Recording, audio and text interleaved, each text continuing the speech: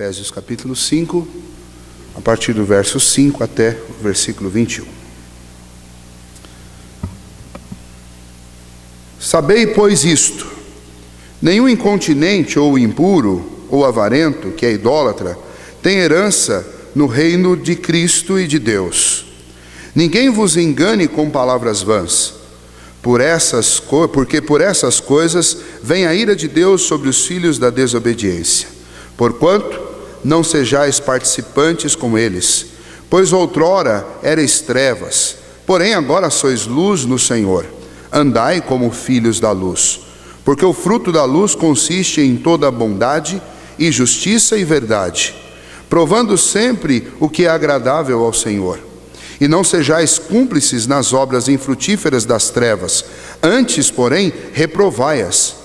Porque o que eles fazem em oculto, o só referir é vergonha. Mas todas as coisas, quando reprovadas pela luz, se tornam manifestas. Porque tudo o que se manifesta é luz, pelo que diz: desperta, ó tu que dormes, levanta-te de entre os mortos, e Cristo te iluminará. Portanto, vede prudentemente como andais, não como nécios, e sim como sábios, remindo o tempo, porque os dias são maus. Por esta razão, não vos torneis insensatos, mas procurai compreender qual a vontade do Senhor.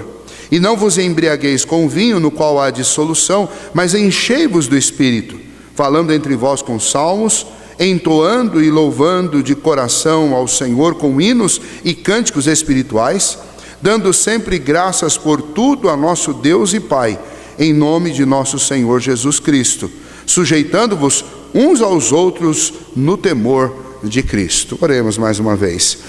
Senhor nosso Deus, recebe a nossa súplica nesta hora, Senhor, e fala conosco. Nosso desejo é conhecer-te mais, é andar mais, ó Deus, segundo a tua vontade, é, ó Deus, entender os propósitos supremos do Senhor para a nossa vida.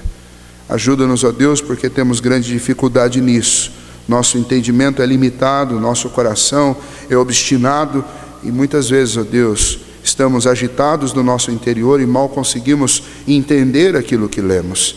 Mas pedimos que o teu Espírito, que nos ilumina, que traz paz ao coração, que nos dá entendimento, que Ele mesmo nos ajude a compreender a vontade do Senhor para nós. Em nome de Jesus que nós te pedimos isso. Amém, Senhor. Muito bem. Na semana passada nós falamos sobre a grandiosa renovação que Deus tem para a nossa vida. Esse texto é a continuação do texto da semana passada. E hoje nós vamos falar um pouquinho sobre este tema que está aí no boletim. Como dar um passo além da frieza espiritual, que nós, por vezes, vivemos enquanto indivíduos e enquanto igreja. Mas eu gostaria de começar falando ainda de um outro assunto. As empresas ao redor do planeta, elas gastam milhões anualmente com incentivo para que os seus funcionários produzam, e produzam com excelência.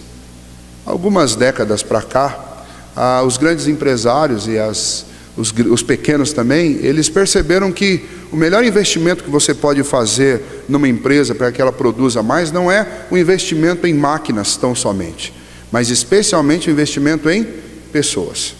Metas, recompensas, boa qualidade no local, a qualidade de vida no local de trabalho, às vezes até 10, 20 minutos de exercício físico pela manhã, um momento para o funcionário relaxar 15 minutos no meio do expediente. Muitas destas atitudes são tomadas. Atitudes como, por exemplo, recompensá-los com bônus no final do mês, recompensá-los com um bom vale-refeição, um bom vale-alimentação. Agora no Brasil tem o Vale Cultura, que te dá a chance de pagar metade em algum teatro, em cinema e coisas desse tipo. E esses investimentos, eles dão resultado. As pessoas se sentem motivadas a se doar, entender o propósito da empresa, entender que a empresa é um pouquinho parte dela. Às vezes, uma vez por ano, divisão de lucros, e essas coisas dão certo.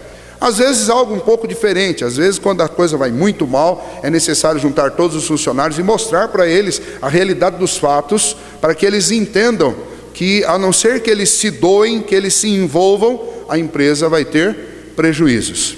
A minha esposa trabalhou numa escola até o ano de 2004, e essa escola, ela fazia tudo isso.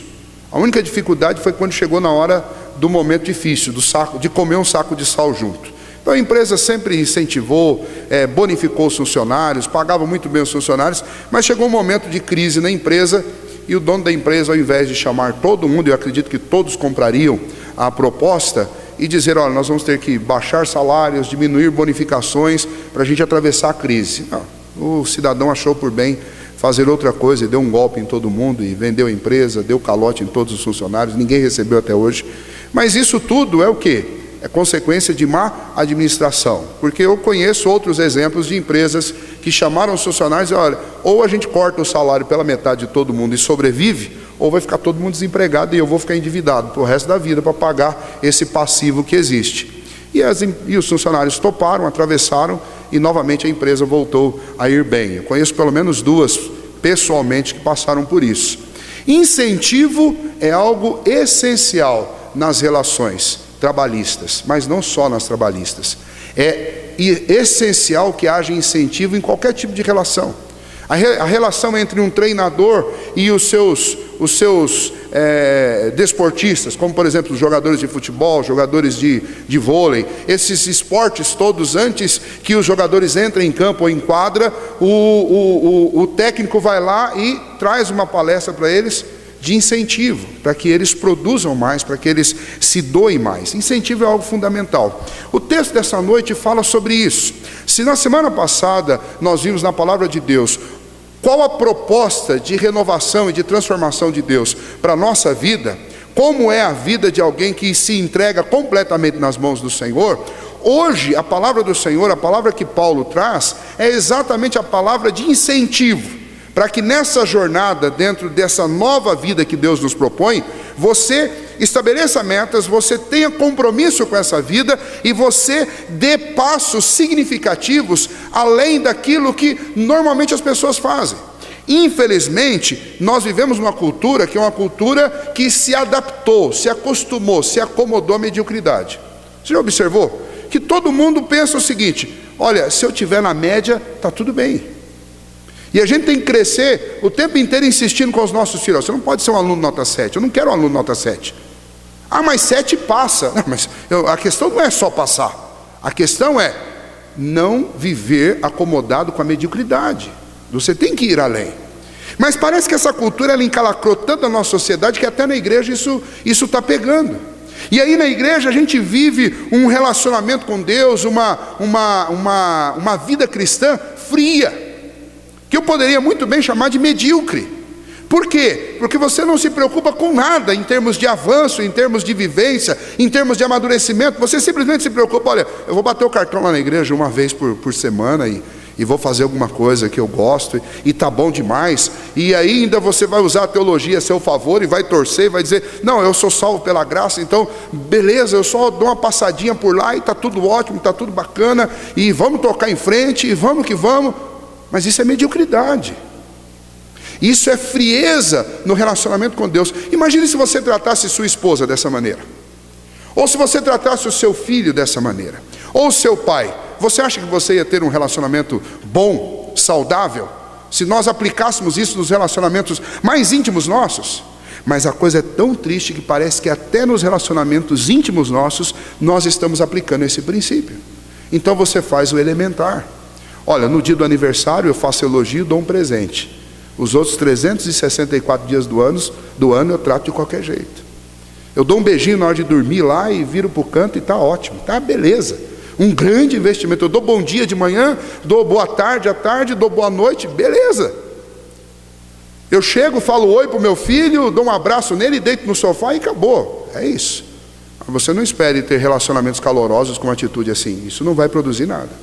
É necessário que haja incentivo para que você viva alguma coisa diferente, alguma coisa produtiva dentro da sua família. E Paulo está fazendo isso com aquela igreja lá em Éfeso. E eu gostaria de compartilhar com vocês esse incentivo de Deus para que eu tenha uma vida calorosa nele, uma vida cristã despertada, fervorosa. É isso que Paulo faz conosco. Ele vai fazer isso em pelo menos 4 pontos que eu gostaria de aplicar para a vida de cada um de nós. Paulo nos incentiva a uma vida de despertados, de uma vida de fervorosos filhos de Deus. E como que ele faz isso? Primeiro, ele faz isso nos conscientizando que existe um juízo. E talvez um dos motivos que mais nos permitam viver uma vida fria, um relacionamento frio com Deus, é simplesmente eu esquecer que haverá um juízo.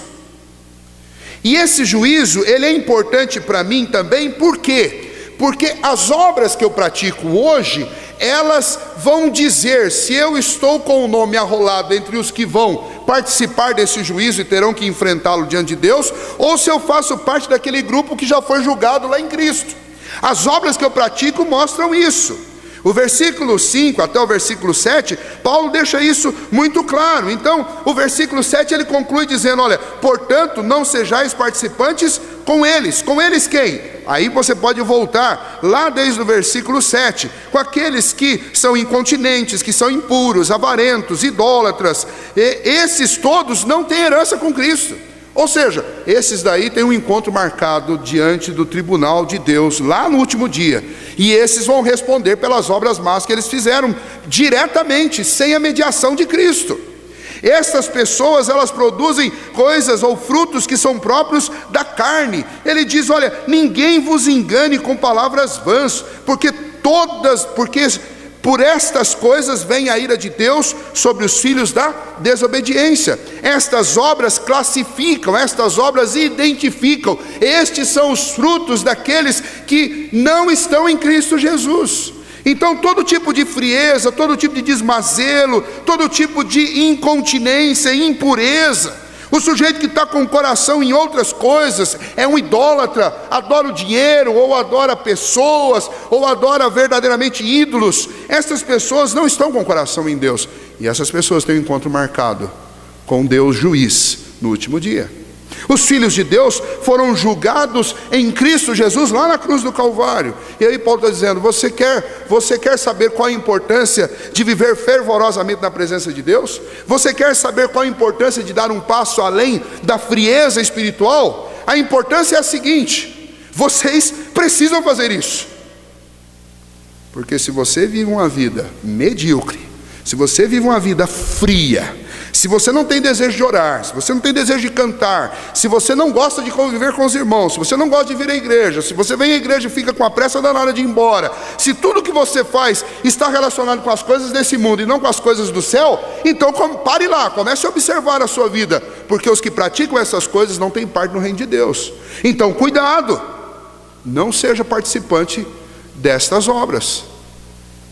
Crente não é para ser um mero religioso cumpridor de uma tabela litúrgica ao longo do ano. Tem uma tabela litúrgica, 52 cultos no ano. Se eu for muito bem dedicado, eu vou fazer 104, porque eu vou participar da escola de Micael no domingo à noite, e beleza.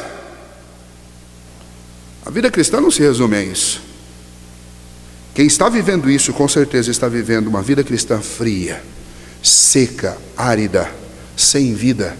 E Paulo diz, eu vou dar um incentivo para vocês, não se contentarem com essa vida fria.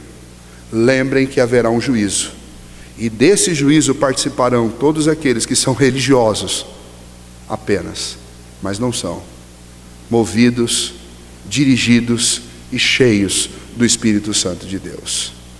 Um segundo incentivo que ele dá, e agora já mudando um pouquinho, saindo deste alerta, porque como todo treinador, como todo líder, como todo empresário, ele começa o incentivo dando o incentivo que é mais duro, mais pesado, aquele que é crítica. Ele começa com isso e depois ele vai amenizando. Mas ainda assim há um segundo incentivo, e esse incentivo é duro também. O segundo incentivo é cuidado com a falta de coerência. Se por um lado há um juízo preparado para aqueles que simplesmente estão vivendo uma vida que é diferente da vida dos verdadeiros filhos de Deus, por outro lado, cuidado quando você se acha um filho de Deus, mas você tem uma vida dupla. Você tem os comportamentos que se espera de um cristão quando você está entre os cristãos, e você tem um comportamento que não se espera de um cristão quando você está entre os ímpios. Aí você está vivendo um problema de incoerência. Veja lá, versículo 8, ele fala sobre isso. Versículo 8, ele diz assim: pois outrora erais trevas, porém agora sois luz no Senhor, andai como filhos da luz. Ele está dizendo, olha, tem que haver uma coerência na sua vida. Se você antes pertencia às trevas e se comportava desse jeito, agora que você pertence à luz, o seu comportamento tem que remeter as pessoas à luz e não às trevas. Mas parece que nós temos o péssimo hábito de não entender isso e de dar um jeitinho brasileiro nessa coisa. E o jeitinho brasileiro é fazer o quê? Ora, já que o grupo com quem eu convivo é um grupo distinto, então a gente não pensa isso conscientemente, mas inconscientemente a gente faz.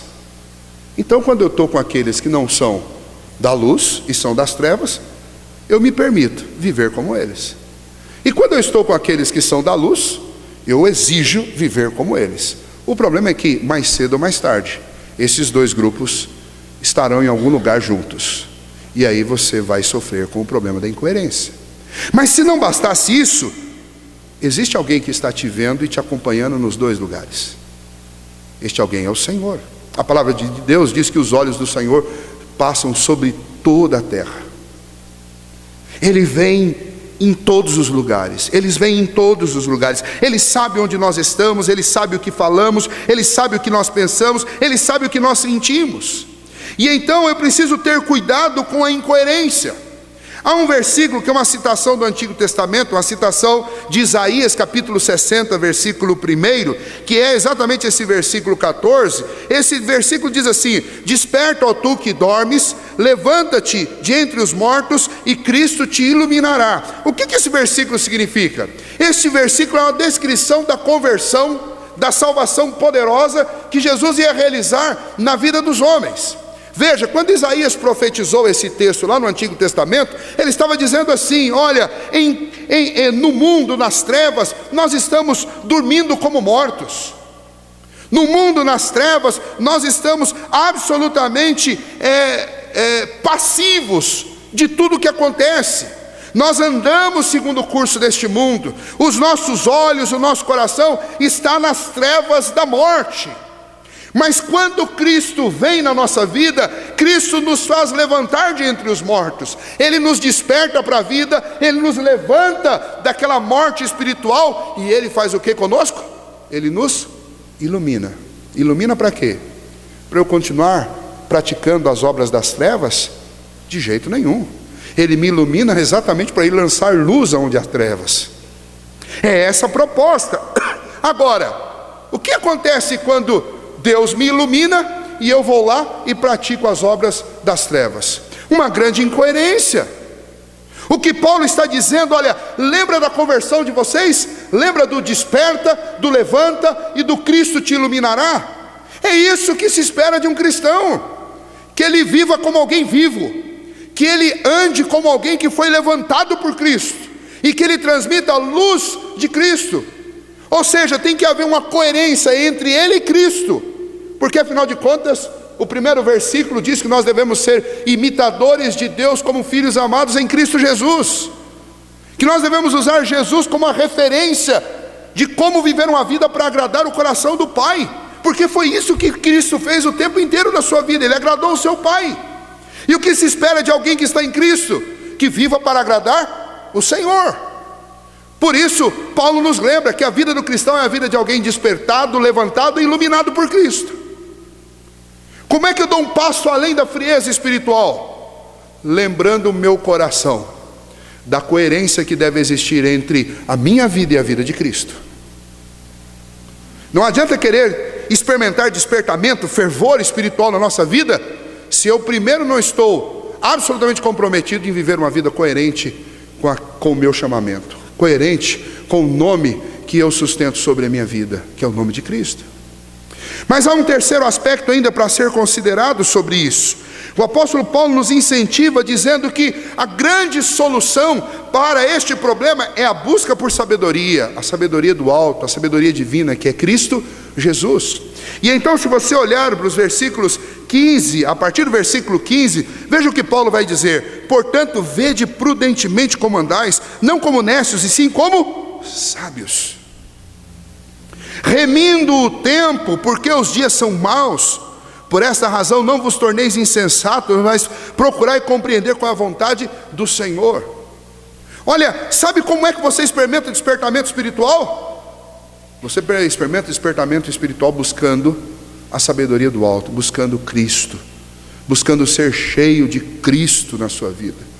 Eu preciso conhecer as palavras de Cristo, eu preciso conhecer os sentimentos de Cristo, eu preciso conhecer a mente de Cristo. Se você ler Romanos capítulo 12, diz que o apóstolo Paulo nos conclama o quê? A não nos conformarmos com este século, não nos conformarmos com esse mundo, mas experimentarmos a transformação da nossa mente. E a transformação da nossa mente é segundo qual parâmetro? Segundo a mente de Cristo. O que eu preciso para viver uma vida de despertamento espiritual? Não é fazer barulho não, porque nem de longe barulho é sinônimo de despertamento espiritual. Se fosse assim, todo sino era uma brasa viva do céu, que faz muito barulho. Barulho não é sinônimo de despertamento. Sinônimo de despertamento é uma vida sábia, é uma vida cheia da sabedoria divina, é uma vida cheia de Cristo. E então Paulo está dizendo: vocês precisam da sabedoria do alto, vocês precisam de Cristo na vida de vocês. O cristão, ele deveria ser uma Sofia, ou seja, ele deveria ser um poço de sabedoria. E Paulo está dizendo: cuidado com a vida de vocês, não andem como loucos, não andem como nécios, vocês devem andar como sábios. Filhos de Deus andam como sábios, filhos de Deus imitam os passos de Jesus. Olha, tem pelo menos dois aspectos importantes aqui para considerar. A marca da sabedoria divina na nossa vida é, primeiramente, a preocupação com um bom aproveitamento do tempo. Pessoas sábias, com a sabedoria divina, elas estão preocupadas com o tempo. E Paulo fala isso, Paulo diz: olha, se vocês forem sábios, versículo 17, vocês vão procurar compreender a vontade de Deus. Versículo 16, vocês vão cuidar do tempo de vocês, porque isso é importante. Os dias são maus, se você não prestar atenção, você vai perder todo o tempo que você tem. E nós perdemos tempo absurdo com coisas absurdas. Nós falamos sempre, gostamos de dizer: olha, o ser humano, se ele usasse 10% da sua capacidade mental, nós seríamos gênios. Para de pensar um pouquinho na capacidade mental, pensa no tempo. Se nós usássemos pelo menos 10% do nosso tempo para servir integralmente ao Senhor, nós já teríamos ganho o mundo. Ou melhor, para nós aqui, nós já teríamos ganho Itapeva. Não convencido todas as pessoas, porque quem convence é o Espírito Santo. Mas nós poderíamos chegar aqui na igreja e festejar: olha, com exceção dos que estão nascendo na maternidade hoje, nós já contamos o Evangelho para todo mundo. Sabe por quê? Porque isso significaria usar 2 horas e 40 minutos do seu dia. Para quê? Exclusivamente para Deus. Quanto tempo nós usamos para o Senhor? Mas nós gastamos 2 horas e 40 minutos ou mais na frente da internet, do Facebook, 2 horas e 40 minutos escrevendo mensagem de texto no celular, até na hora do culto, quando o pastor está pregando, e nem se dá conta que o pastor está falando disso, né? Continua escrevendo. Nós gastamos mais tempo do que isso com coisas absolutamente sem valor, como assistir televisão. E nós fazemos isso o tempo inteiro. Nós perdemos o nosso tempo, nós não remimos o nosso tempo, nós não cuidamos do nosso tempo. E sabe o que isso é? Sinônimo de falta de sabedoria, sinônimo de falta de Cristo na nossa vida. Porque quando Cristo está na nossa vida, nós aprendemos a aproveitar o tempo, porque os dias são maus. Sabe qual é a grande trama deste mundo? A grande trama desse mundo é ocupar o meu e o seu tempo, para que a gente não viva como Cristo viveu. Porque se nós vivêssemos como Cristo viveu, aproveitando o tempo, aproveitando cada oportunidade para falar de Deus, para falar do amor de Cristo, nós já teríamos impactado esse mundo como nunca antes na história ele foi impactado. O problema é que os dias são maus e nós estamos nos deixando levar por esses dias, sem aproveitar o tempo como deveríamos. Imagine se você tirasse hoje da sua vida o celular, se você tirasse as redes sociais que você toma conta todos os dias. Imagine se você tirasse a televisão da sua vida, quanto tempo ia sobrar para você? As nossas jornadas de trabalho, para aqueles que têm apenas um emprego, ela está diminuindo cada vez mais. Mas nós continuamos cada vez mais ocupados. Nós temos cada vez mais tecnologia para nos fazer poupar tempo, e nós estamos cada vez mais sufocados com o tempo. Os dias são maus, e o mundo ele está absolutamente comprometido em ocupar o seu tempo, para que você não veja o que está passando, para que você não se ocupe com o reino de Deus, para que você não sirva a Cristo. O apóstolo Paulo está dizendo: gente fervorosa, gente que foi despertada do sono da morte, gente que foi levantada por Deus nesse mundo, gente que foi iluminada pelo Senhor Jesus neste mundo, está absolutamente preocupada com o tempo, porque sabe que os dias são maus, e a nossa missão, ela tem que ser realizada o mais breve possível. Então essas pessoas buscam a sabedoria do alto, buscam a sabedoria de Cristo, para poderem cumprir a sua missão. Gente sábia também é marcada pela preocupação em discernir, entender qual é a vontade de Deus. Alguma coisa me deixa extremamente animado e disposto a ajudar qualquer um que chega para mim: pastor, eu preciso compreender a vontade de Deus. Isso é maravilhoso, porque quando alguém chega com essa pergunta, significa que essa pessoa ela entendeu o propósito da vida dela, entendeu que o propósito da vida dela não é simplesmente realizar os seus sonhos humanos, mas o propósito é, acima de tudo, saber o que Deus quer dela. E quando você tem essa preocupação, você já deu o primeiro passo para uma vida sábia. Porque o primeiro passo para uma vida sábia é entender que o mais importante da minha vida não é fazer a minha vontade, mas é fazer a vontade de Deus. Despertamento espiritual pode ser identificado na vida de qualquer pessoa que está comprometido, está curioso por saber qual é a vontade de Deus para ela. Isso é sinônimo de despertamento espiritual. Isso significa que o Espírito está realizando uma obra tremenda dentro desse coração. E então eu preciso buscar a sabedoria lá do alto, a sabedoria que vem de Cristo, a sabedoria que vai produzir na minha vida diferença. E então nós vamos para a última parte. O quarto e mais delicioso incentivo que Paulo nos dá é o seguinte: Paulo diz: você não vai conseguir cumprir a sua missão sozinho. E então, para ajudá-los, é aquilo que as empresas fazem, para incentivar vocês, diante da necessidade que vocês têm de viver uma vida diferente, de viver uma vida fervorosa, diante da necessidade que vocês têm de uma vida coerente, diante da responsabilidade que você tem de buscar sabedoria e de viver segundo a sabedoria de Cristo, para ajudar vocês, um grande e último e poderoso incentivo. Que incentivo é? O Espírito Santo pode dar a vocês tudo o que vocês precisam para bater a meta de vocês. Só que você precisa considerar o seguinte: você tem que entender que você precisa buscar ser cheio do Espírito Santo de Deus. E se você buscar ser cheio do Espírito Santo, você será. Agora tome cuidado, porque existem outras coisas que podem encher sua vida e não vão fazer tão bem quanto o Espírito Santo de Deus. A linguagem aqui é quase que uma linguagem de livro de farmacologia. A linguagem é o seguinte: olha, se você beber muito vinho, o que acontece? O álcool que você vai ingerir vai tirar de você a sanidade, a consciência, vai deixar você fora de si. Isso é um problema, porque pessoas fora de si fazem coisas que elas vão se arrepender depois. Perdem o controle do seu corpo, perdem o controle das suas palavras, perdem o controle das suas emoções, perdem o controle das coisas ao redor de si. Por isso que quem bebe não pode dirigir, porque mal consegue controlar a si mesmo, quanto mais controlar um carro. Agora, por outro lado, a palavra do apóstolo Paulo: enchei-vos do Espírito. Por quê? Porque o Espírito faz o oposto. Se o álcool te faz perder o controle de tudo, o Espírito faz o quê? Ele faz você ter controle sobre coisas que você nem consegue, como por exemplo, dizer não para você mesmo, como por exemplo, resistir às tentações deste mundo, resistir ao maligno, resistir à vida medíocre que é proposto dentro do ambiente religioso. Quando você quer viver só na média, o Espírito Santo te leva para além dessas coisas. Ele vai te dar um controle sobre você mesmo que você nunca teve.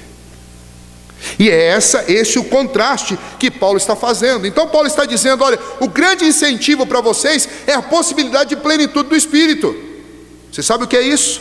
Se vocês ficam imaginando como seria fantástico se nós pudéssemos usar 10% ou mais por cento da nossa capacidade mental, então Paulo está chamando a gente para pensar sobre outra coisa que é muito mais fantástica do que usar um pouco mais do que a capacidade mental. Paulo está dizendo: experimente ser cheio do Espírito Santo. Aí vocês vão ver o que é uma vida radical. Aí vocês vão ver o que é uma vida diferente. Aí vocês vão ver o que é uma vida poderosa. É isso que Paulo está dizendo. E aí ele vai descrever isso daqui de uma maneira muito interessante. Veja, a partir do versículo 19. Aliás, vamos voltar no versículo 18 e ir até o fim. E não vos embriagueis com vinho, no qual há dissolução, mas enchei-vos do Espírito, falando entre vós com salmos, entoando e louvando de coração ao Senhor com hinos e cânticos espirituais, dando sempre graças a Deus por tudo, graças por tudo a nosso Deus e Pai, em nome do nosso Senhor Jesus Cristo, sujeitando-vos uns aos outros no temor de Cristo. Paulo vai dizer: olha, querem saber como é poderosa e como é distinta a vida de alguém cheio do Espírito Santo? Como essa vida pode ser descrita como uma vida fervorosa? Como isso pode dar um resumo do que é despertamento espiritual para você?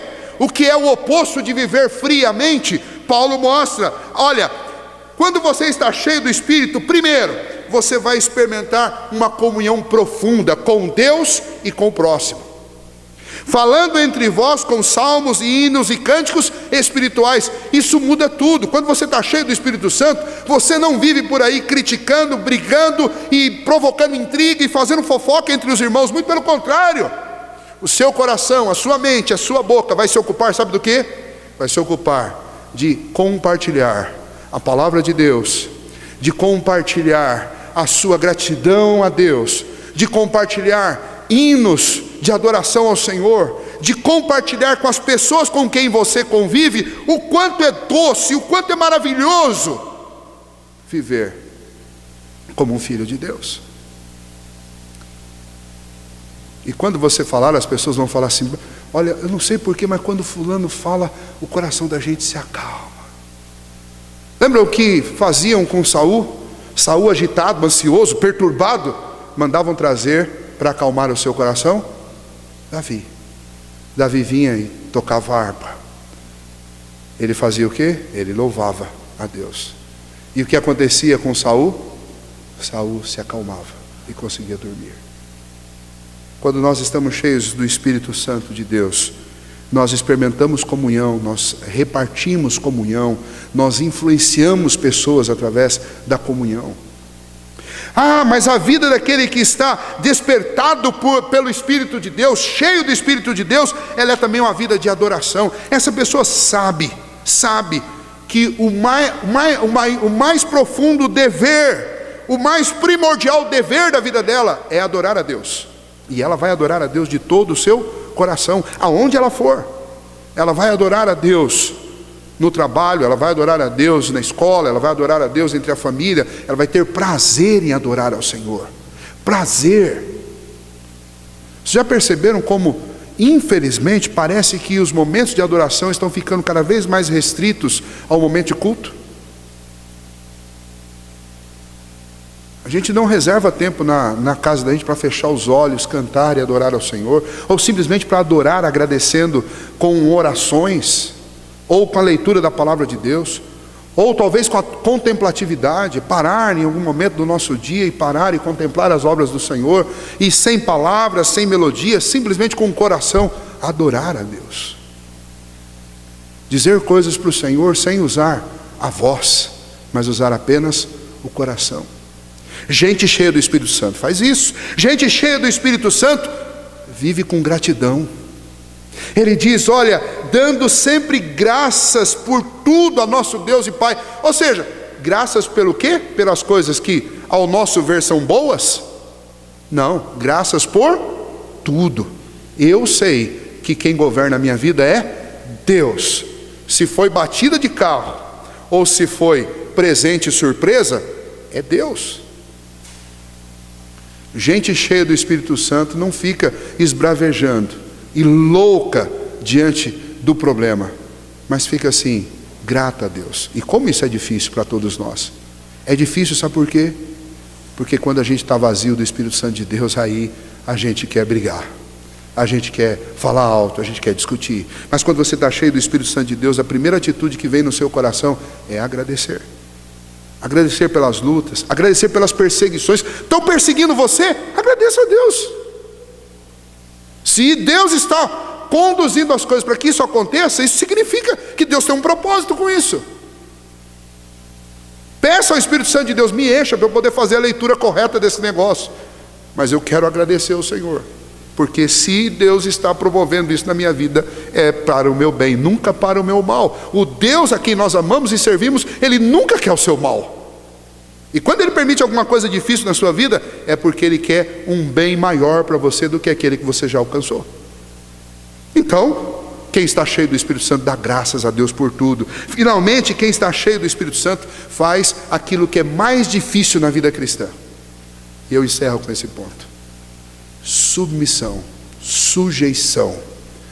Nós estamos estudando aqui nas quartas-feiras a carta do apóstolo Paulo aos Gálatas, e Paulo faz uma definição muito interessante de como você pode cumprir toda a lei. Ah, pastor, cumprir toda a lei é impossível. Sim, toda a lei é impossível. Foi exatamente por essa impossibilidade que Cristo teve que vir. Mas uma vez que Cristo veio e você crê que Cristo é o seu Salvador, que Ele te substituiu lá na cruz do Calvário, e que a nossa salvação, ela só é possível pela fé no Filho de Deus, uma vez que você crê isso, Deus tem uma receita para você. Jesus Cristo ensinou isso e os apóstolos ensinaram. Sabe qual é a receita? Olha, vocês não estão desobrigados de cumprir a lei. A lei deixou de ser, aliás, a lei, ela cumpriu o propósito de apontar para Cristo, porque ela nunca foi caminho para a salvação. Ela sempre foi um caminho que apontava para a salvação, que é Cristo. Mas agora, salvos em Cristo Jesus, livres daquele peso, daquela carga que vocês carregaram, vocês são convidados a cumprir toda a lei. E toda a lei se resume num só preceito: ama teu próximo como a ti mesmo. Porque se você é um convertido, você já ama o Senhor sobre todas as coisas.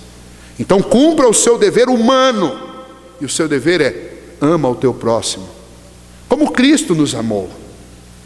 E aí Paulo descreve isso da seguinte maneira: olha, considere cada um ao outro superior a si mesmo. Se você fizer isso, você vai cumprir toda a lei, porque quem ama tem cumprido a lei. E aí o apóstolo Paulo diz: olha, para cumprir esta lei, que é a lei áurea, que é a lei principal, que é a lei que me faz cumprir todas as outras, sabe do que eu preciso? Eu preciso estar cheio do Espírito Santo de Deus. É só cheio do Espírito Santo de Deus que eu vou conseguir me sujeitar às outras pessoas, considerar os outros maior do que eu mesmo, deixar de fazer coisas que a minha consciência não condena, simplesmente para não atrapalhar um outro que não tem esse entendimento. Se sujeitar, se submeter por amor. Como que eu dou um passo além da frieza espiritual? Buscando a plenitude do Espírito Santo de Deus. Porque quando eu estiver pleno do Espírito Santo de Deus, comunhão, adoração, essas coisas não serão difíceis. Gratidão, sujeição em amor aos outros, isso não vai ser difícil. Temendo a Cristo, eu posso me sujeitar aos outros. Lembrando que eu devo primeiramente a Cristo. A minha responsabilidade de obediência e de temor é primeiramente a Cristo, e depois ao meu próximo, como Cristo me ensinou. Como que eu dou um passo além da frieza espiritual? Eu dou um passo além da frieza espiritual entendendo que a Bíblia está repleta de incentivos para que eu viva a vida do despertado, a vida do levantado, a vida do iluminado. Desperta tu que dormes, levanta-te de entre os mortos e Cristo vai te iluminar. É isso, esse é o retrato da história de um cristão. Eu preciso viver como alguém iluminado neste mundo em trevas. E para que essa luz brilhe forte, eu preciso do Espírito Santo de Deus enchendo a minha vida, para que eu viva como alguém verdadeiramente cheio de Deus neste mundo. Que Deus nos ajude para que a gente não se entregue à frieza e à mediocridade desta religião do século 21, que se contenta com simplesmente bater tabela numa igreja, fazer qualquer coisa lá, mas nada de compromisso, nada de profundidade espiritual, absolutamente nada de comunhão, de adoração, de convivência, nada de amor, nada de sujeição, tão somente fazer aquela coisa mecânica de aparecer na igreja. Isso não resolve. Não é isso que Deus espera de nós, e não é isso que vai impactar esse mundo sem Deus. O que vai impactar esse mundo sem Deus é a vida de crentes fervorosos, cheios do Espírito Santo de Deus, que estão comprometidos com o Senhor, incentivados pela palavra e convencidos pelo Senhor para viver uma vida diferente. Vamos ficar em pé, nós vamos orar nesse momento. Senhor nosso Deus, nós te agradecemos por esta noite, por estarmos em tua casa. Te agradecemos pela tua palavra que fala ao nosso coração.